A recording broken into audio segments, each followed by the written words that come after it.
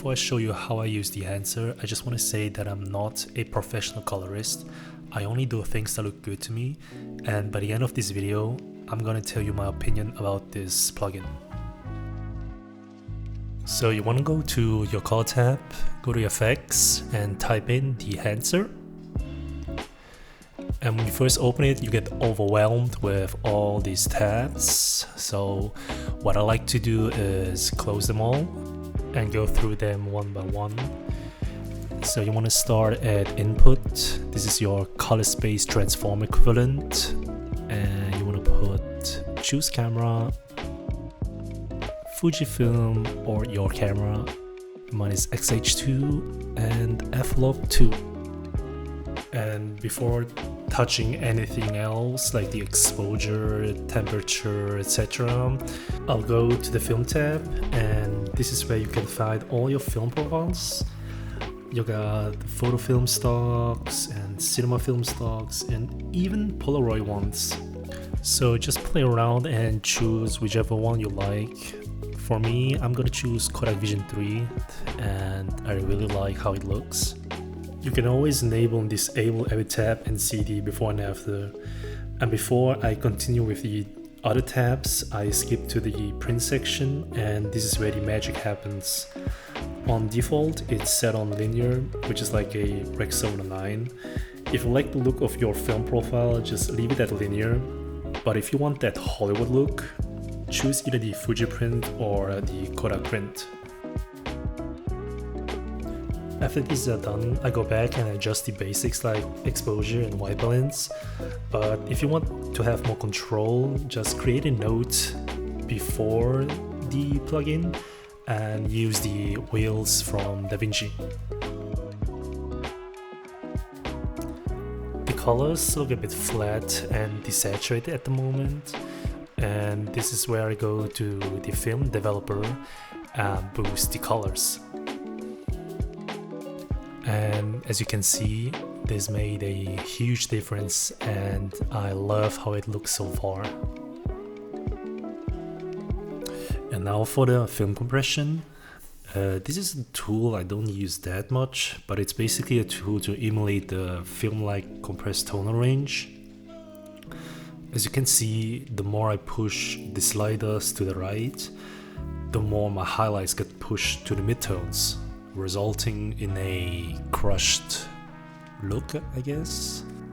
Now moving on to the expand tab. This is a tool used to push your black and white points.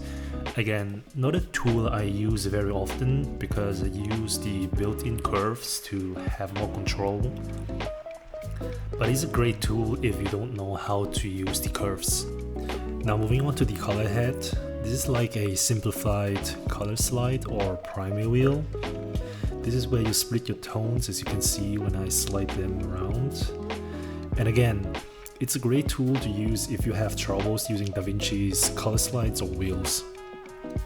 Okay, now this is the part where Dehancer does a better job than any other plugins or drag and drop effects I have used so far, in my opinion, which is film grain, halation, bloom, film damage, film breath, and gauge weave.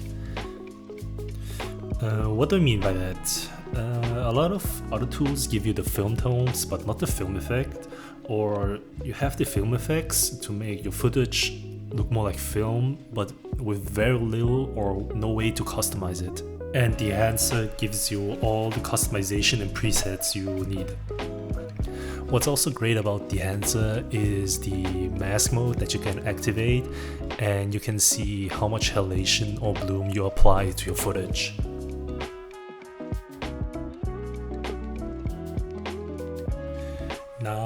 into the overscan tab, which is something I rarely use, which basically puts those film frames on your footage. It can look cool for some specific projects, and I know it's really popular right now for social media, but yeah, like I said, it's not something I want to use all the time.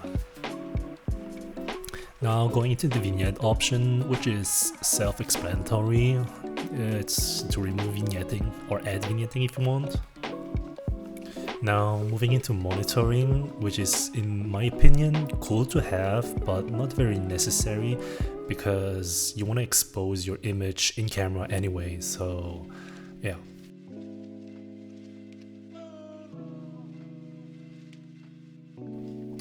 The output option is to tone down all your effects all at once, and yeah, not really something I want to use, but it's cool that it's there if you want to tone down just a little bit. And finally, the LUT generator, which is really cool, where you can export your LUTs and use it on other different projects or use it to monitor your next project. So what I like about Dehancer, first of all, you can do almost everything in one single node without getting lost in your node tree. And then I like the customization. I love how you can customize every single effect to your liking and not be stuck with one style, like with a lot of other plugins or effects.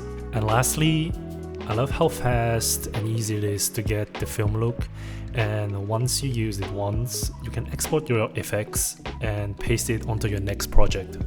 So regarding the cons, the first con, which is not really a con if you put in the time and the work, is that it's a very complex application to use at first, but luckily Dehancer has a 50+ page guide on what every single tool does on their website. Other than that, another con I would say for a lot of people is probably the price, which is currently at 449 USD. But if you think about the amount of research and effort the Dehancer team has put into the plugin, I would say it's worth it for a lot of people.